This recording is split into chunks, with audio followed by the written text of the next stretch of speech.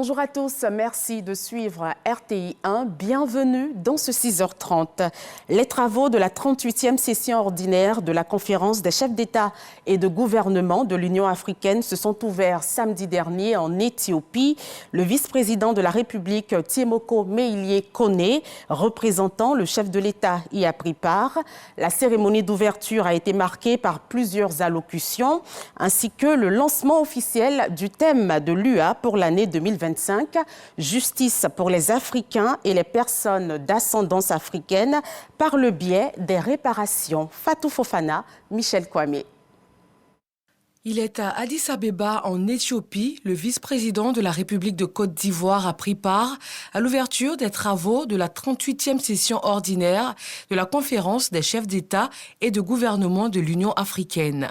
Tiemoko Meïlie Kone représente le chef de l'État Alassane Ouattara lors de cette rencontre de haut niveau qui marque le lancement officiel des activités de l'Union africaine pour l'année 2025 sur le thème de la justice pour les Africains et les personnes d'origine africaine à travers les réparations. Le thème de cette conférence de cette année nous demande de soigner les plaies des injustices historiques et de surmonter les traumatismes lancinants qui ont freiné notre progrès.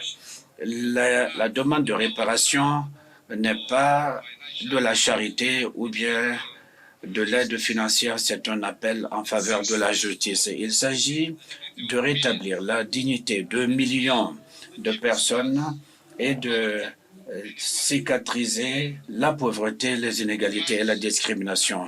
Il s'agit de mettre un terme à l'exploitation systématique de nos richesses, de nos ressources et de nos opportunités. La première journée des travaux a vu l'élection samedi du ministre des Affaires étrangères de Djibouti, Mahamoud Ali Youssouf, au poste de président de la Commission de l'Union africaine pour un mandat de 4 ans. Il succède ainsi au Tchadien Moussa Faki Mahamat, qui a dressé un tableau de son action après 2 mandats de 4 ans. Il s'est appesanti sur la situation sécuritaire dans le monde et particulièrement sur le continent africain. Les taux de la mondialisation avancée, étouffante, déshumanisée, ne laisse point l'Afrique en dehors de l'élite hégémonique qui se déroule loin de sa terre. Bien au contraire, le continent en subit les débordements et fragmentations que traduisent les conflits par procuration, des soutiens des puissances extérieures à peine voilées aux parties belligérantes sur le continent, les tensions de tous ordres au Sahel, au bassin du lac Tchad, au golfe de Guinée, au Mozambique, à la Corne de l'Afrique et dans la région des Grands Lacs sont un autre pan de ces chapelets embrasiers des crises africaines. Les flux de réfugiés politiques, économiques, environnementaux et autres personnes déplacées internes viennent accentuer la situation sécuritaire, alimentaire et sanitaire déjà fragile de nombreux États membres.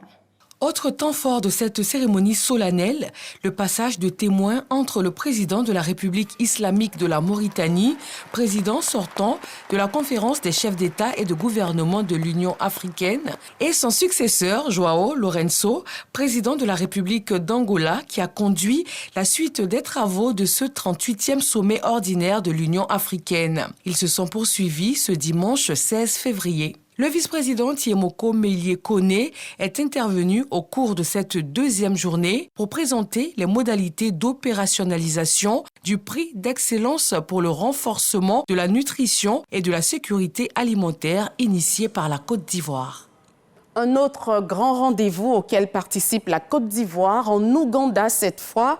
Il s'agit du 22e congrès de l'Association africaine de l'eau et de l'assainissement qui a démarré hier dimanche à Kampala. Eau et assainissement pour tous, un avenir sûr pour l'Afrique. C'est le thème autour duquel seront menées les réflexions. Le ministre des Eaux et Forêts, Laurent Tchagba, y conduit une importante délégation qui prendra une part active aux travaux. Didier Nguesson. L'eau, une denrée vitale, mais elle reste encore inaccessible pour 3 personnes sur 10 en Afrique. L'assainissement qui en découle demeure également un important chantier. Ces 2 problématiques sont au centre des réflexions. Au cours de la dernière décennie, l'Association africaine de l'eau et l'assainissement a mobilisé auprès de ses partenaires techniques et financiers plus de 25 millions de dollars afin de soutenir des programmes de renforcement des capacités des acteurs africains du secteur, notamment dans la réduction de l'eau non facturée et la gestion de la qualité de l'eau, avec une contribution de 15 millions de dollars par l'USD. Le ministre des Eaux et Forêts, Laurent Tchagba, a rappelé les acquis de l'association lors du dernier congrès tenu à Abidjan. La déclaration d'Abidjan invitait les communautés internationales à considérer l'accès à l'eau et à l'assainissement comme un droit indivisible et fondamental. Garantir la disponibilité des ressources en eau, tant en quantité qu'en qualité.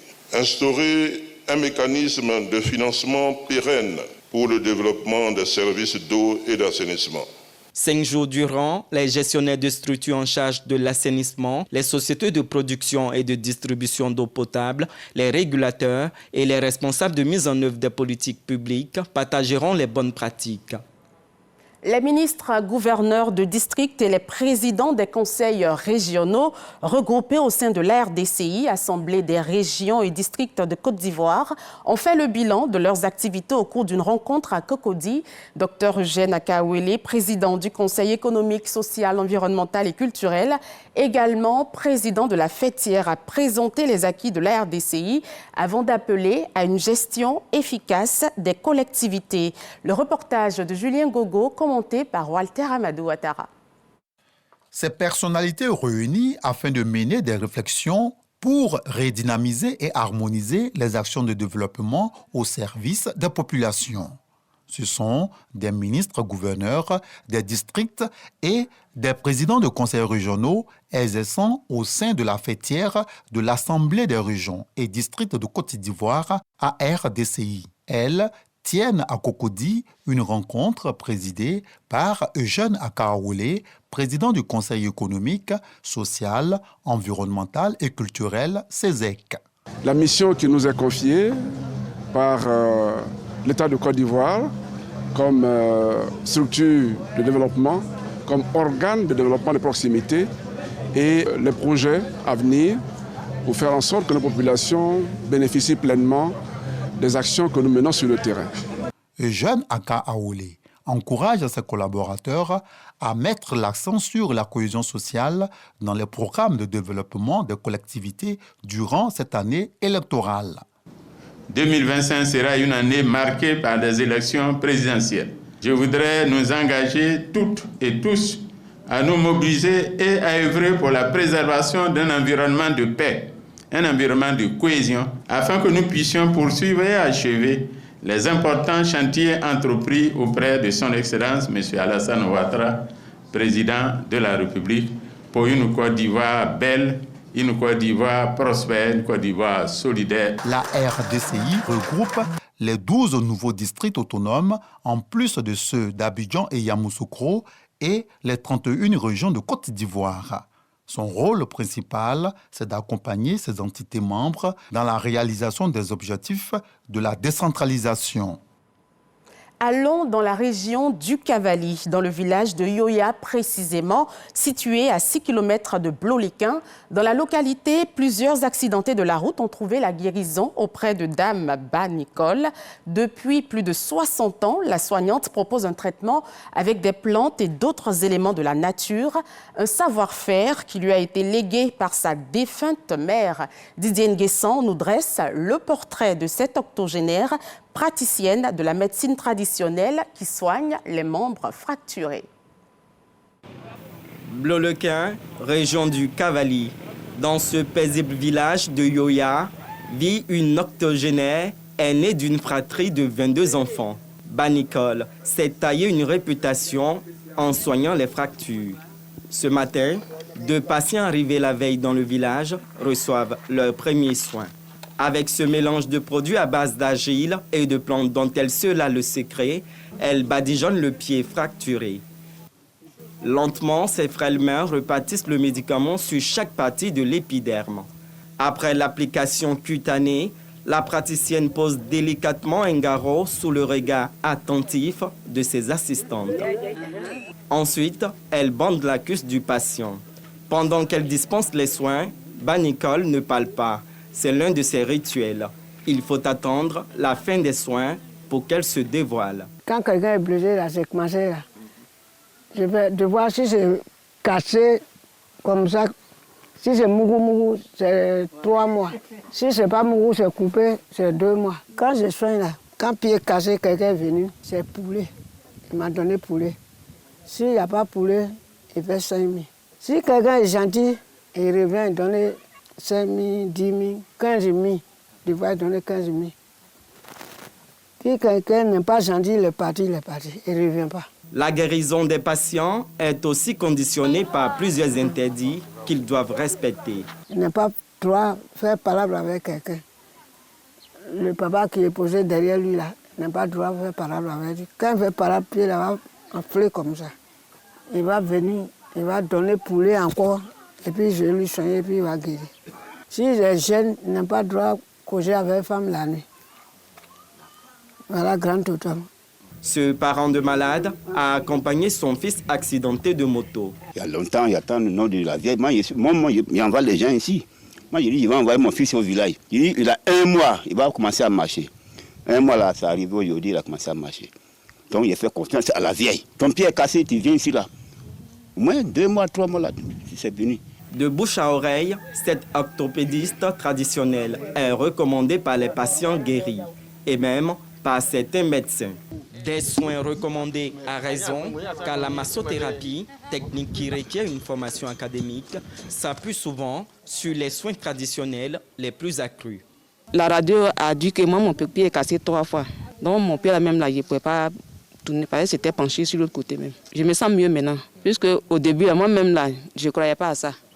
Avec l'état de mon pied, là, moi, je ne savais pas qu'aujourd'hui même, je pouvais m'asseoir. C'est à l'hôpital même, les gens ont dit qu'il faut partir à Yoya.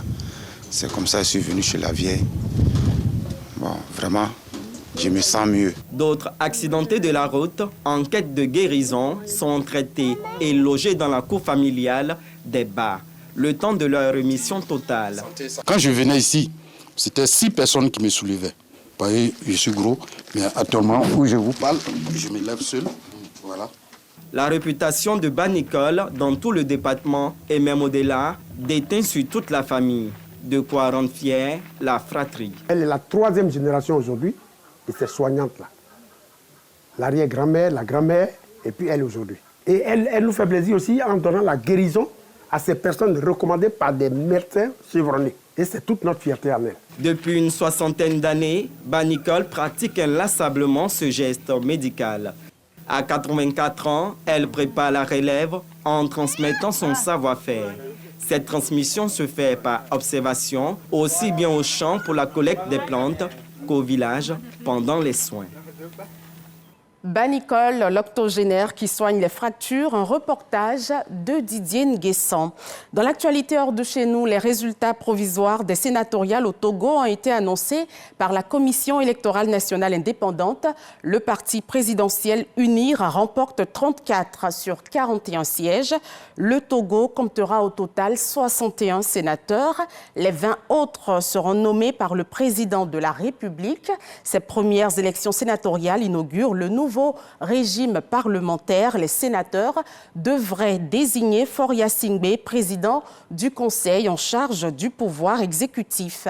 Et puis, le président français Emmanuel Macron réunira ce lundi à Paris les principaux pays européens pour des discussions portant sur la sécurité européenne face aux prises de position américaines et à l'accélération sur le dossier ukrainien. Les Européens doivent faire plus, mieux et de manière plus cohérente pour assurer leur sécurité, a déclaré l'Élysée à quelques heures de la réunion. C'est la fin de cette édition. Merci de l'avoir suivi.